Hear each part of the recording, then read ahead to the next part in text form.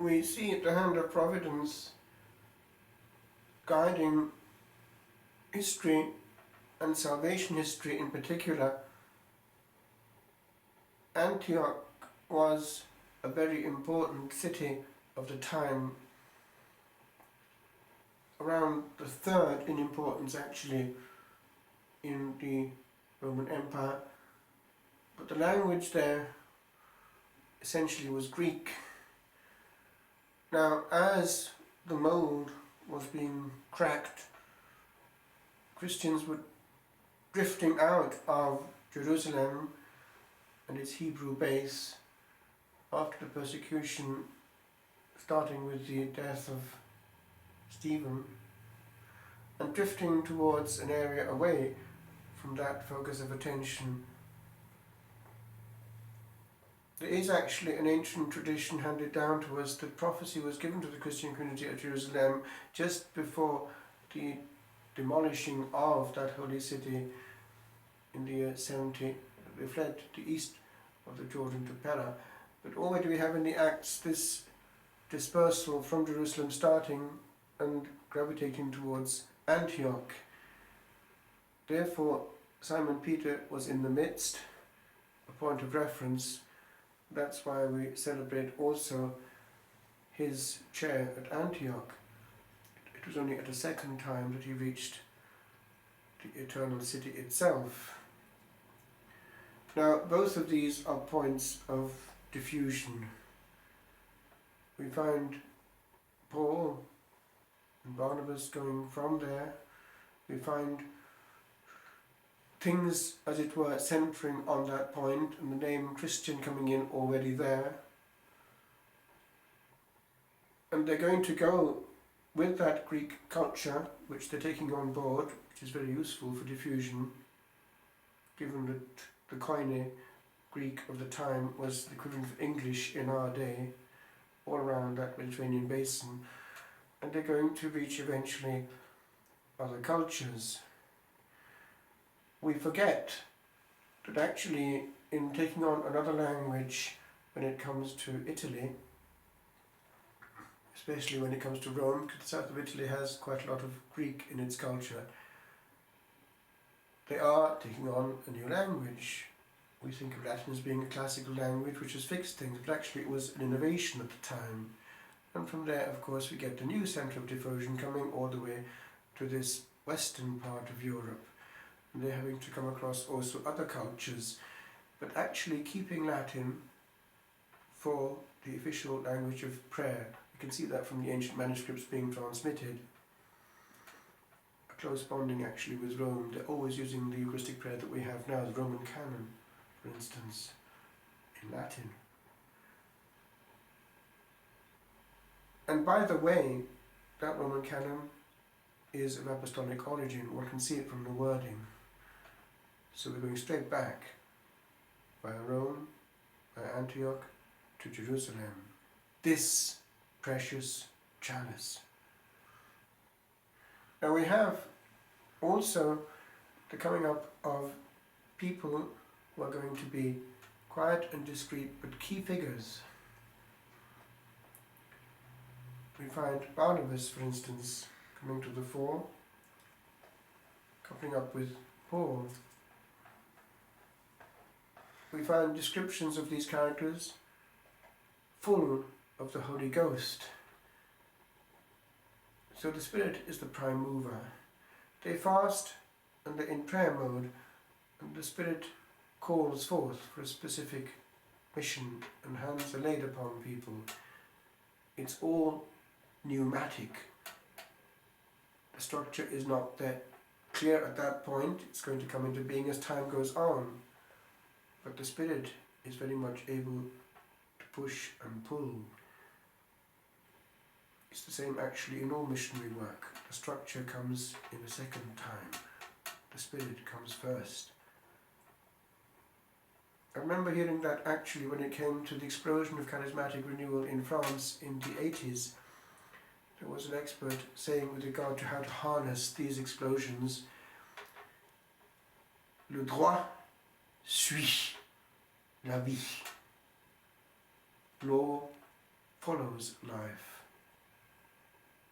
Interesting to see a new formula coming in, full of the Holy Ghost. We can actually find ourselves in just the opposite situation of just giving all our energies to maintaining a structure. Let's start from the other end. Let us be pneumatic. Life.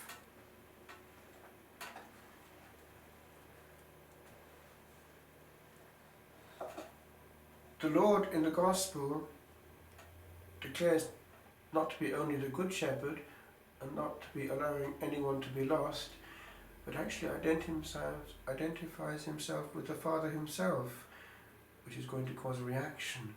I and the Father, he says, actually are one. So that's something that is perceived as blasphemous straight away by the Jews. But this care for the individual, we can take that on board even today. The Good Shepherd looks for the lost. He doesn't want a single one to be lost. And we must have that missionary attitude also to every soul that we're meeting any time in the day or night, aware that that soul mustn't be lost and might be depending on me for my prayer and sacrifice and even intervention, lest that be the case.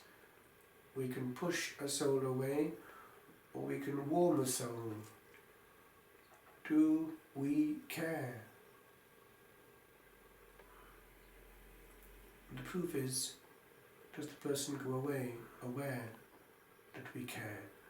Or has he been liquidized, put into, as it were, a category and taken off the scene as quickly as possible? The Gospel is going to be preached in this Greek culture, and by the way, we need to be aware that we can find not only the culture but also the mode in the Greek church. And we're being profoundly influenced by the Greek Orthodox Church in Cardiff, even being taught how to read Greek by the Greek priest. But one feels there actually something of the prayer and praise of the earliest possible church. We need to respect our roots also in the West. In our generation, we've got to another mode. What can I invent today to be interesting? Actually, it's to misunderstand completely the nature of liturgy. It's something driven by the Holy Ghost, who inspired beauty in early generations, and we presume to demolish it and invent something new. The itch of the celebrant, not to follow the rubrics, but to improve them day by day. He's actually committing a sin of presumption and pride, and also disobedience and infidelity to his vows, because we promise to obey the church at our ordination and to execute the sacraments according to the mind of the church, which includes actually obedience to what is written. Say the black and do the red. Otherwise we're worse than Protestants. Humility means actually disappearing and saying by all our bearing, over to you, Lord. That implies to prayer and praise, and also to preaching.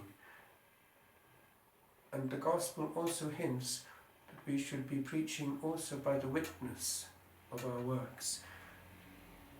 The Lord indicates as an answer to the Jews that his own works bear testimony. If we were to be accused of being Christians today, would there be enough evidence to prove the case?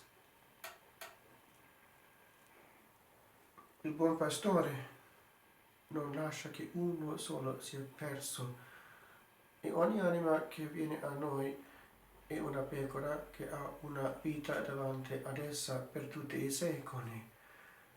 Un'anima missionaria è un'espressione dell'anima del buon pastore stesso.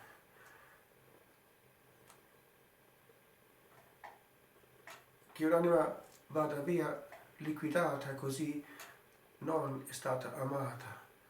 Un'anima che è accolta con lo spirito del buon pastore e missionario così sarà forse incoraggiata a pensare alla vita eterna. La testimonianza delle opere di cui parla il Signore si applica anche a noi. Non si può predicare una cosa non fatta. C'è una vecchia parola in inglese che si applica anche a noi. Your actions speak so loudly that I can't hear what your words are saying. Le tue azioni parlano così forti che non sento cosa stai dicendo.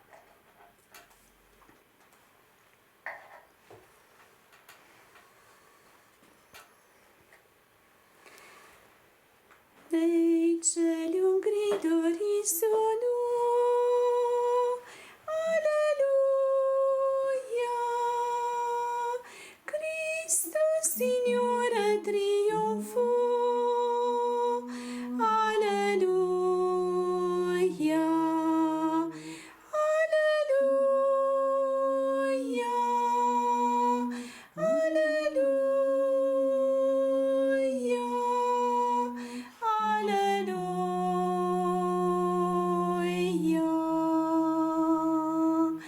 Gloria alla Santa Trinità. Alleluia. Ora e per l'eternità.